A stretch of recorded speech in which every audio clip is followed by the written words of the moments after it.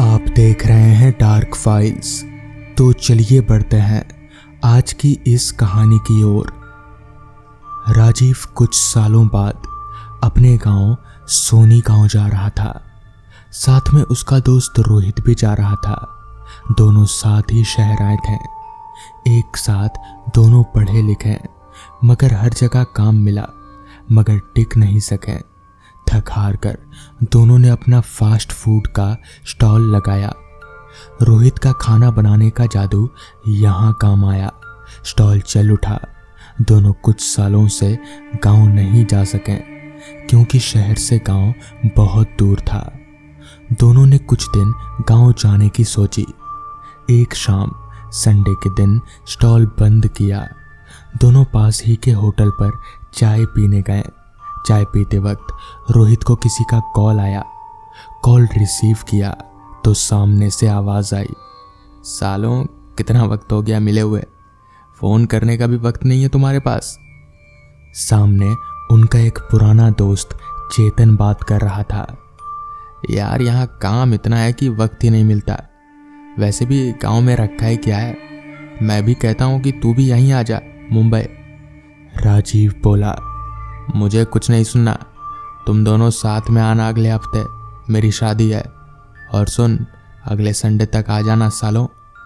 और call cut हो गया। राजीव ने ट्रेन की टिकट कंफर्म की। जाना तो पड़ेगा वरना सारी उम्र ताना देता रहेगा कि शादी में नहीं आए। चेतन की आदत उन्हें पता थी। तीनों साथ ही पढ़े और हमेशा साथ ही रहें। एक हफ्ता कब निकल गया पता ही नहीं चला। सुबह के 4 बज रहे थे। रोहित ने राजीव को उठाया। राजीव गहरी नींद में बड़बड़ाया, यार सोने देना। अबे उठ, चलना नहीं है क्या? जल्दी उठ और फ्रेश हो जा, ट्रेन 5 बजे की है। राजीव जल्दी से फ्रेश हुआ। रोहित तैयार हो चुका था। राजीव भी तैयार हुआ। दोनों ने वक्त देखा तो 4:45 हुए थे। सामान रात को ही पैक कर लिया था। दोनों ने घर को ताला लगाया और स्टेशन की तरफ निकल गए।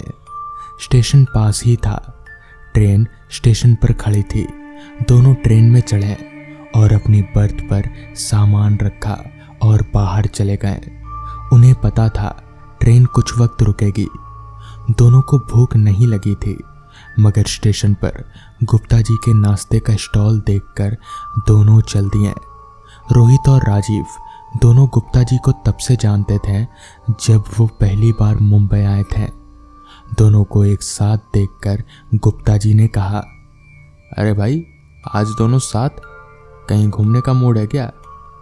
नहीं काका, हम कुछ दिनों के लिए अपने गांव जा रहे हैं, वो एक दोस्त की शादी में शामिल होना है। तभी गुप्ता जी ने दोनों को गर्मा गर्म पोहा दिया। दोनों ने नाश्ता किया और गुप्ता जी का शुक्रिया भी। रोहित ने पैसे देने चाहे मगर गुप्ता जी ने मना कर दिया। संभल कर जाना बेटा। पीछे से किसी ने आवाज़ लगाई। तब तक दोनों ट्रेन में जाकर बैठ चुके थे। ट्रेन धीमे धीमे रफ्तार पकड़ने लगी। दोनों शहर को टकटकी लगाकर देख रहे थे। एक और अपनों से मिलने की खुशी और दूसरी ओर इतने सालों शहर में रहते शहर से लगाव सा हो गया था। ट्रेन शहर को छोड़कर आगे बढ़ रही थी। रोहित खूबसूरत वादियों का मजा ले रहा था। दूसरी ओर राजीव की आंख लग गई थी। राजीव की अचानक आंख खुल गई। बाहर देखा तो ट्रेन एक स्टेशन पर खड़ी थी। धूप निकल आई थी। रोहित को ना पाकर राजीव चारों ओर स्टेशन पर उसे ढूंढने लगा। फोन निकाला तभी सामने देखा तो रोहित आ रहा था। दोनों हाथों में प्लेट थी छोले भटूरे के। राजीव पास गया और बरस पड़ा, कहाँ चला गया था तू? मैं कितना घबरा गया था, एक बार को बताकर तो जाना चाहिए था। तू सो रहा था इसलिए नहीं बताया, और इस स्टेशन पर खाना ठीक नहीं मिलता होगा इसलिए मैं स्टेशन के बाहर गया था। दोनों दोस्तों ने ट्रेन में बैठकर नाश्ता किया। तब तक ट्रेन चल पड़ी। दोनों दोस्त नई पुरानी बातें याद कर रहे थे। बातें करते करते और सफ़र का मज़ा लेते हुए समय का पता ही नहीं चला। और शाम हो गई।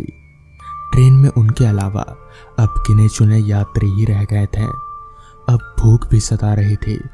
रोहित ने बैग से टिफिन निकाला जो स्टेशन से उसने पैक करवा लिया था। यार जल्दी टिफिन खोल, अब सब्र नहीं हो रहा है। राजीव बोल पड़ा। सब्र कर, खाना कहीं नहीं भाग रहा है। टिफिन खोलते हुए रोहित बोला। टिफिन खोलते ही खुशबू फैल गई। दाल, पुलाव और पराठे की खुशबू से रोहित की भूख बढ़ गई थी। दोनों खाना खाने ही वाले थे, तभी राजीव को सामने एक फटे पुराने कपड़ों में एक लंबा चौड़ा आदमी दिखा जो लगातार खाने की ओर ही घूरे जा रहा था। राजीव ने उसे देखा तो उसने रोहित को बताया। रोहित ने देखा तो बोल पड़ा, यार तुझे नींद आ रही है, कोई नहीं है वहाँ, खाना खा और सो जा। राजीव ने चुपचाप खाना खाया और बिस्तर लगाकर ऊपर की बर्थ पर सो गया। रोहित ने पूरे डब्बे में देखा, पूरा डब्बा खाली था। रोहित ने कुछ वक्त फोन चलाया, तभी सामने से गुप्ता जी का कॉल आया। सामने से गुप्ता जी ने कहा, बेटा मैं तुम्हें एक बात बताना चाहता हूँ। जिस ट्रेन के डब्बे में तुम लोग हो वो भूतिया है। मैंने तुम्हें बताने की कोशिश की मगर तुमने मेरी आवाज़ सुनी नहीं और ट्रेन में बैठ गए। बेटा जरा संभल कर रहना, दिन में तो सब कुछ ठीक रहता है मगर रात को सब बदल जाता है। रोहित भूत जैसी बातों को नहीं मानता था। फोन रखकर बिस्तर किया और सो गया। आंख लगी ही थी उसे कि तभी उसे किसी के चलने की आवाज़ आई। बिस्तर से उठा और रोहित उस आवाज़ की ओर चल दिया। उसने सामने देखा तो उसकी आंखें फटी की फटी रह गई। उसके दोस्त की लाश सामने पड़ी थी। उसकी गर्दन कटी पड़ी थी और उसकी आंखें खुली पड़ी थी। रोहित हड़बड़ी से एकदम उठा। शुक्र है वो सपना देख रहा था। उसका पूरा शरीर पसीने से तरबतर था। वो उठा और ऊपर की बर्थ पर देखा तो वहां राजीव नहीं था। रोहित ने पूरा डब्बा ढूंढ लिया। उसके हाथ पांव फूल गए। वो डगमगाते पैरों से बाथरूम की ओर गया। वहां पास ही एक किन्नर खड़ी थी। वह अजीब नजरों से उसे देख रही थी। बाथरूम के पास गया तो उसने देखा कि अंदर से कोई दरवाज़ा खटखटा रहा है। उसने कांपते हाथों से दरवाज़ा खोला, तभी सामने उसका दोस्त खड़ा था। उसके सर पर थोड़ी सी चोट लगी थी। ये कोई मजाक का वक्त है, देख मेरे सर पर चोट लग गई। गुस्सा होकर राजीव बोला, और तूने बाहर से दरवाज़ा क्यों लगा दिया? रोहित बोला, यार मैंने कोई मजाक नहीं किया, मुझे लगता है ये किन्नर का काम है। ये जो बाहर खड़ी है ना, डरावनी मुस्कान दे रही है। हमारे अलावा इस ट्रेन में कोई नहीं है। गुस्सा होकर राजीव बोला। दोनों ने पूरा डब्बा देखा मगर उसमें उन दोनों के अलावा और कोई नहीं था। रोहित ने राजीव को पास बिठाया और उसके सर पर बैंडेड लगाई। भाई मेरी बात सुन, इस डब्बे में कुछ तो है। काका का कॉल आया था, वो बोल रहे थे। और मैंने भी एक किन्नर देखी, जबकि पूरा डिब्बा खाली है, तो वो किन्नर गई कहाँ? रोहित एक सांस में ही सब बोल गया। मैं जब बाथरूम करने गया तो मुझे भी एक लंबा चौड़ा आदमी दिखा जो कुछ अजीब था। इस डिब्बे में कुछ तो अजीब है। तभी एक सुरंग आई। उसमें जाते ही अंधेरा छा गया। तभी रोहित को कोई घसीटने लगा। रोहित ने देखा तो उसकी सांसें रुक गई। वही लंबा चौड़ा आदमी उसे घसीट रहा था। उसका शरीर सड़ा हुआ था और उसके सर पर सींग थे। उसके ऊपर एक किन्नर उसे नोचना चाहती थी। रोहित ये देखकर बेहोश हो गया। उसे वो राक्षस ट्रेन से फेंकने ही वाला था। तभी राजीव ने पीछे से अभिमंत्रित माला उसके ऊपर फेंक दी। राक्षस को छूते ही वो तड़पने लगा। रोहित वहीं गिर गया। रोहित को होश आया तो सामने राजीव खड़ा था। उसके ऊपर पानी के छींटे मार रहा था। रोहित का बदन गर्म हो गया। देख भाई, ये डिब्बा भूतिया है, वो तो ठीक है, मेरे पास वो माला थी। और ये बोलकर राजीव चुप हो गया। और अब वो भी नहीं है। तभी रोहित ने देखा कि सामने वही किन्नर और इंसान खड़े थे। रोहित डर के मारे कांपने लगा। राजीव को समझने में देर नहीं लगी। उसने रोहित का हाथ कसकर पकड़ लिया और हनुमान चालीसा का पाठ करने लगा। वो ताकतें उन दोनों के पास तो नहीं आ पाई, मगर दूर से ही उन्हें डरा रही थी। रात के 3 बजे ट्रेन एक स्टेशन पर रुकी। दोनों डरते डरते ट्रेन से उतरे और सीधा स्टेशन पर। राजीव और रोहित ने देखा कि वो दोनों भूत और चुड़ैल उन दोनों को उस डिब्बे से ही देखकर डरावनी हंसी हंस रहे थे। वो दोनों भागकर स्टेशन मास्टर के रूम की ओर गए। स्टेशन मास्टर उनका घबराया हुआ चेहरा देखकर उसे समझने में देर नहीं लगी। घबराओ नहीं, वो दोनों यहाँ नहीं आ सकते। तुम थके हुए हो, सो जाओ, सुबह तुम्हें सब बताता हूँ। रात भर दोनों दोस्त ठीक से सो नहीं सके। वही डरावने पल याद आ जाते हैं। दोनों फ्रेश हुए, तभी स्टेशन मास्टर भी वहां आ गया। वो कल वाला स्टेशन मास्टर नहीं था। तब राजीव ने उस स्टेशन मास्टर से पूछा, सर कल जो स्टेशन मास्टर थे वो कहाँ गए?